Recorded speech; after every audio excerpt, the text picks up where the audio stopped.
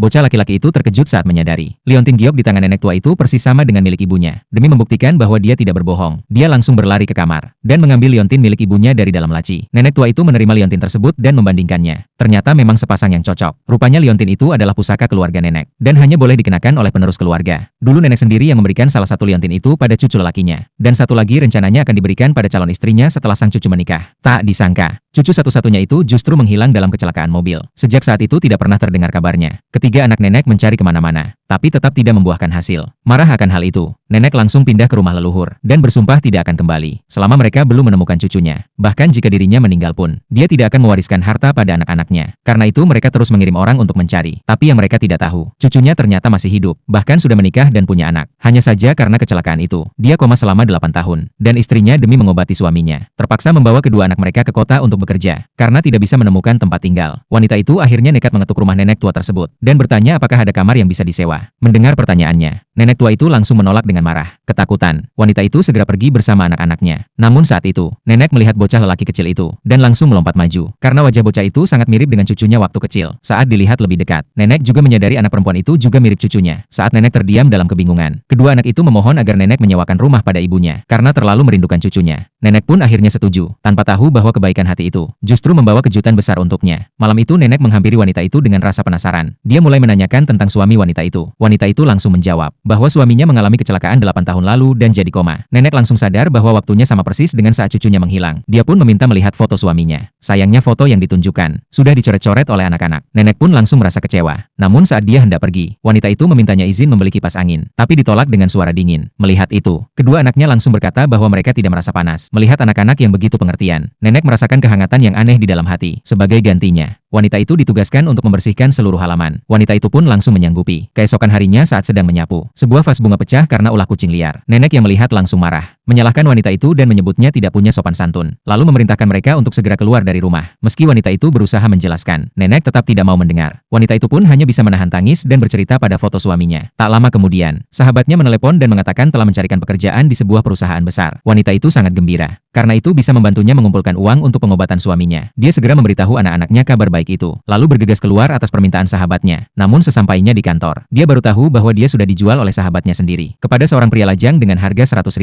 Sementara itu, nenek duduk di jendela sambil memandangi liontin itu. Pemandangan itu dilihat oleh bocah laki-laki. Bocah itu berkata bahwa ibunya juga punya liontin yang sama. Mendengar itu, nenek langsung tertegun. Bocah itu pun segera masuk ke dalam rumah dan mengambil liontin itu. Begitu nenek melihatnya, dia langsung gemetar karena terharu. Setelah bertanya lebih jauh, baru diketahui bahwa 8 tahun lalu, wanita itu menemukan seorang pria yang terluka di pinggir jalan karena kehilangan ingatan. Wanita itu memberinya nama baru.